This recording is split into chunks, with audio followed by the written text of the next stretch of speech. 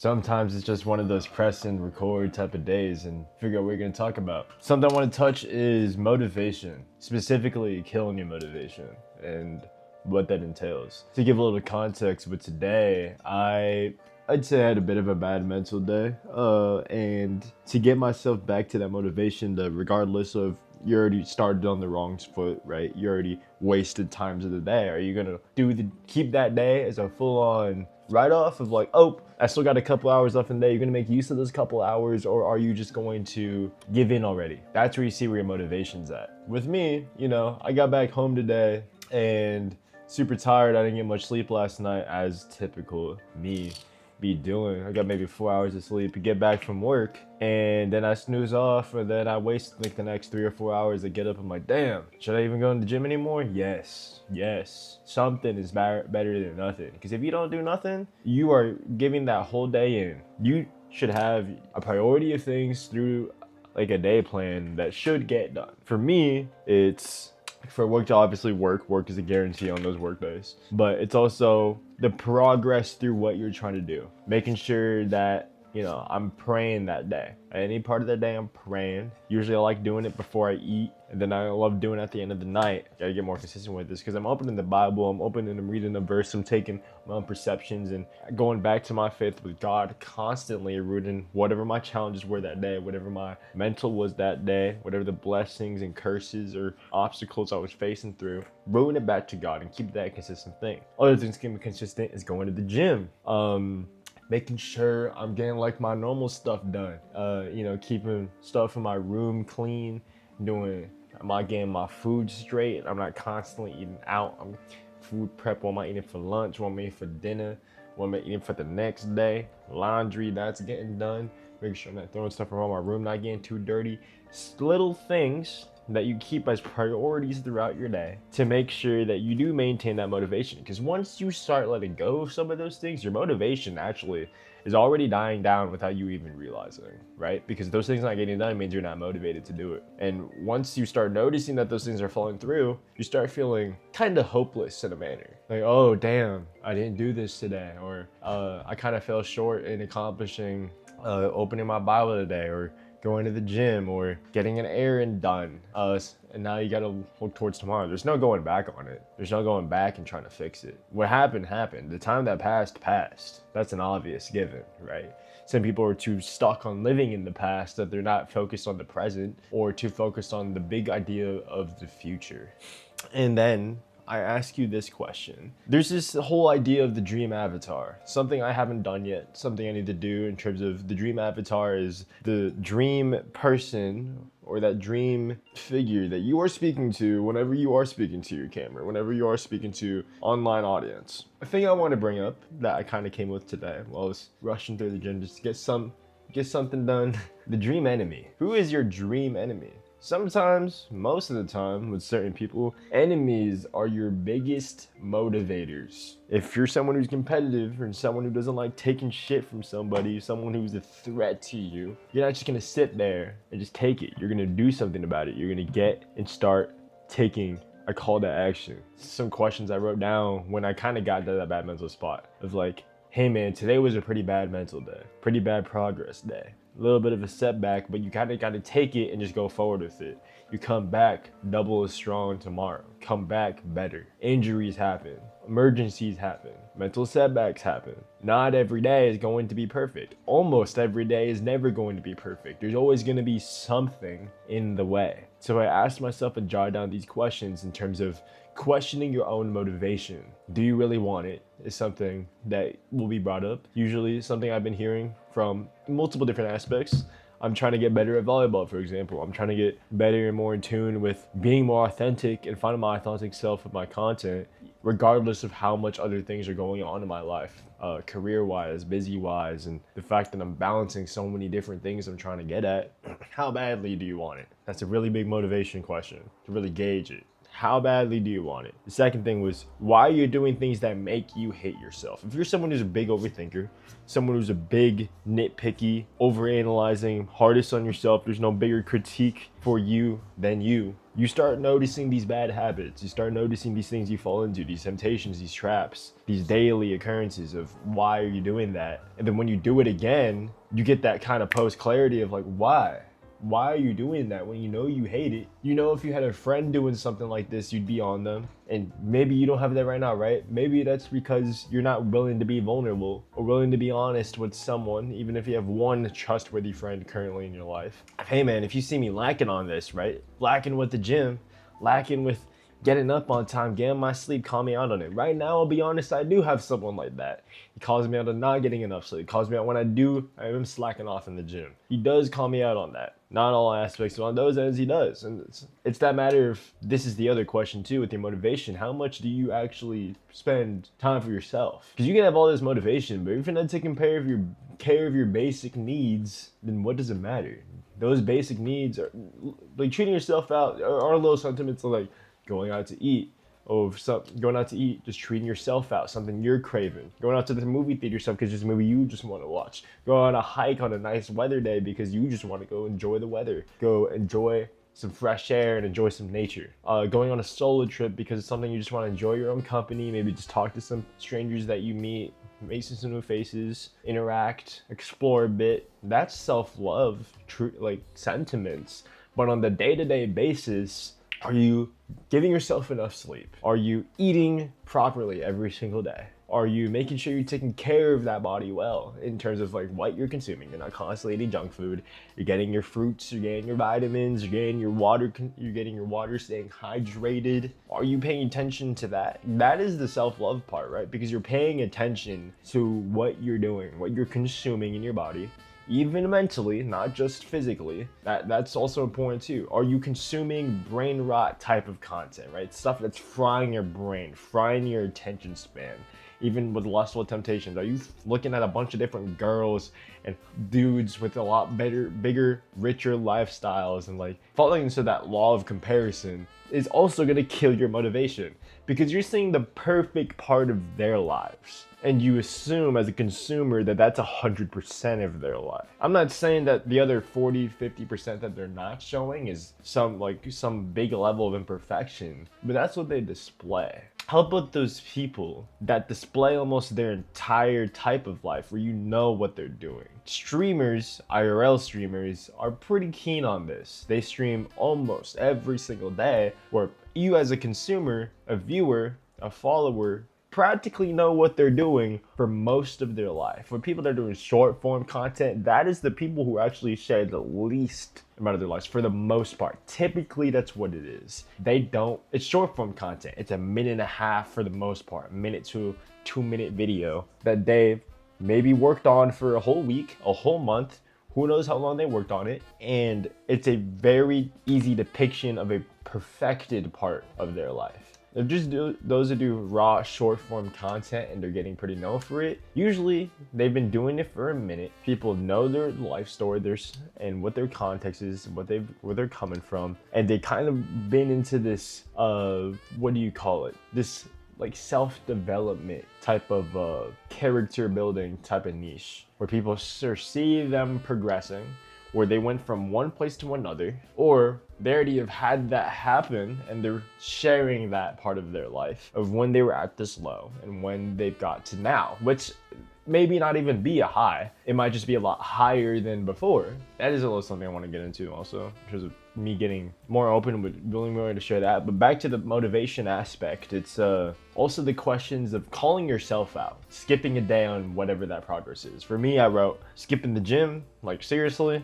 like taking a nap after work and wasting 2 or 3 hours right after work when you could have been doing something productive. And the reason why that happens is because you didn't get enough sleep the last night, or scroll rotting on your phone, watching stuff you shouldn't be watching, giving yourself temptational thoughts, sinful thoughts of, oh damn, she bad. Oh damn, I don't even know her, but shit, man, let me slide through her Instagram pictures. Let me slide through them and just, look at it with lustful intentions. You don't know who that is. Why are you doing that, man? Why are you doing that? Why are you were catching yourself lacking, you're aware of it, right? Even when you're doing it, you're like consciously aware of it, but you're so weak in your own motivation and your own self-discipline at that moment that you just let it happen. Why, man? Seriously?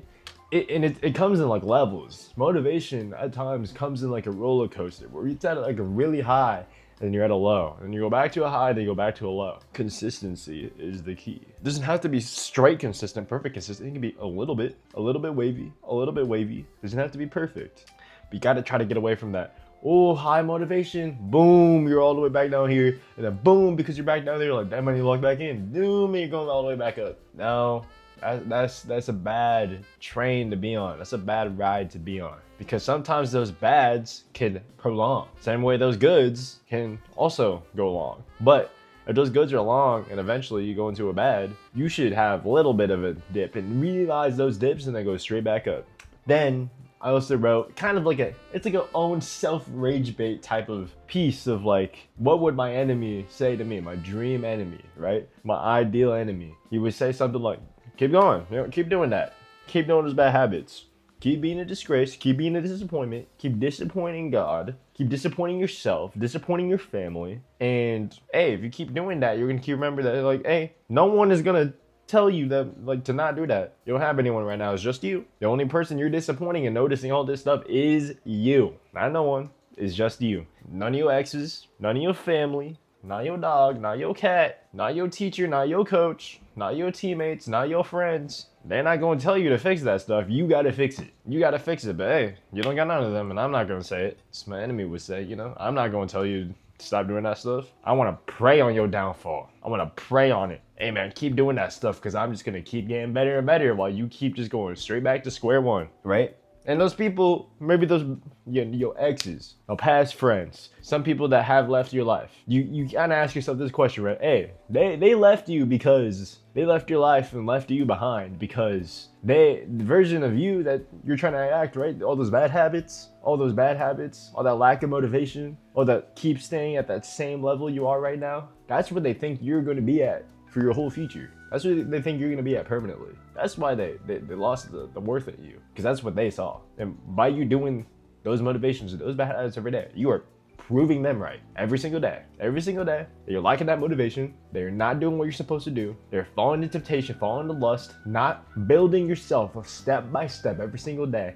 One of the biggest things is don't try to think of everything at once, because now you're like, oh, I don't know where to start. Or damn, you try to go from there, do a little bit there, and then do a little bit there. You have to build on it slowly. It doesn't have to snap just like that. If it comes easy just like that, this is something so evident in my life as well, that nothing has been easy. If some of my accomplishments in my life have been easy, it wouldn't have felt that satisfying. Getting into the military, graduating high school, working 3 jobs, from working 0 jobs to 3 jobs in 1 summer, from moving out of the house directly after high school to moving and being stationed in a whole different country just a couple of months, I'm talking 2-3 months after I turned 19. If that was simple, it would have never felt as good as it did after I actually accomplished it. But that's why. You gotta learn that hard things feel so much better in the end. Same thing with content.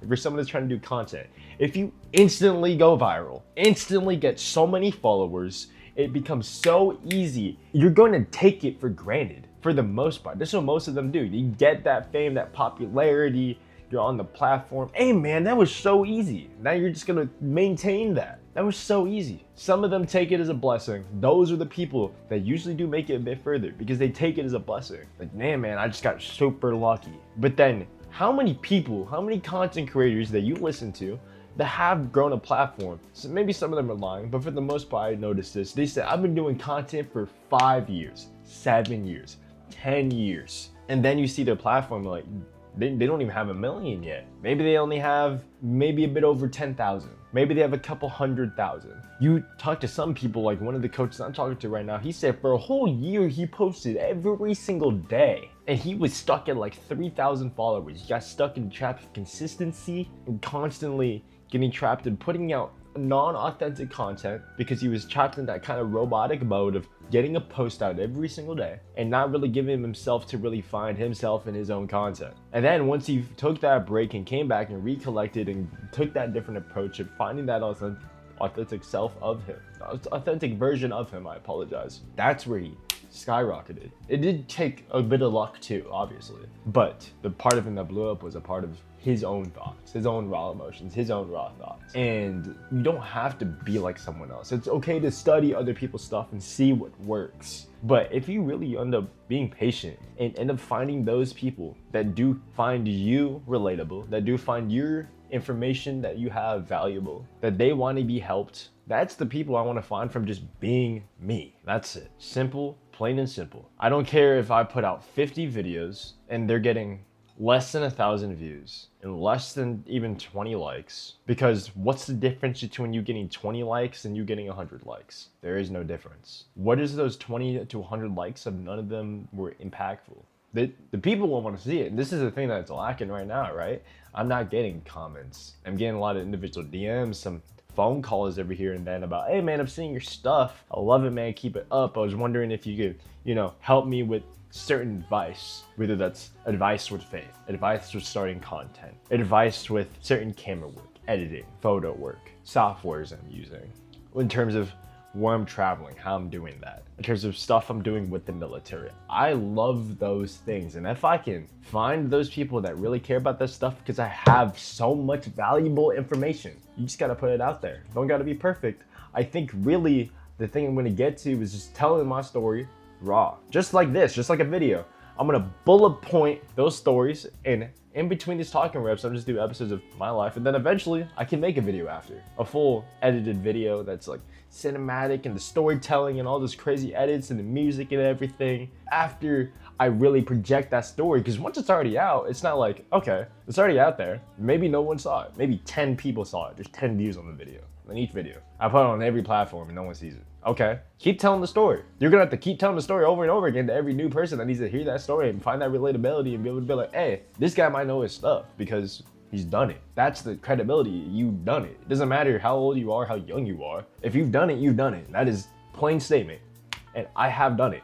I just need to be able to share that. Share the struggles. Be completely honest with it. Be completely transparent with how hard it was. The mental struggles, the physical struggles, the distractions, personal life to an extent, family dynamics, relationship dynamics, even dynamics with coaches, teachers, friends, best friends, co-workers, whatever those relevancies are and what challenges those brought into your life, the things you could control, the things you can't control, how you can respond to that is things that I got as wisdom because I was forced into those situations and forced to learn how to respond to it responsibly and as smart as you can think.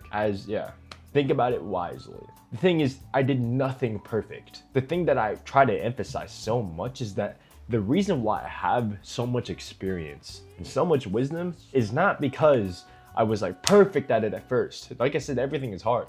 I learned through so many different mistakes, looked at those mistakes and analyzed, looked at other people's mistakes in my life and tried my best to like, okay, how can I not repeat that? What can I take from that? That loss, that mistake, that downfall. What can you take from that? There is a positive within those negatives. It's so hard to see the positives and negatives a lot, especially when those people are super overthinking. You're like, man, it's just a loss. Take something from it and take that loss as motivation. Take that injury, that illness, the thing you can't control, those emergencies, those things that are unlucky, something that you just happen to slip on. Bring that back to your motivation and don't allow yourself to keep killing your motivation. If you kill your motivation, it doesn't mean that you can't bring it back. Motivation is not a physical being. It is a mental thought. It is a mental mentality. No, mentality sounds hilarious. It is a mentality.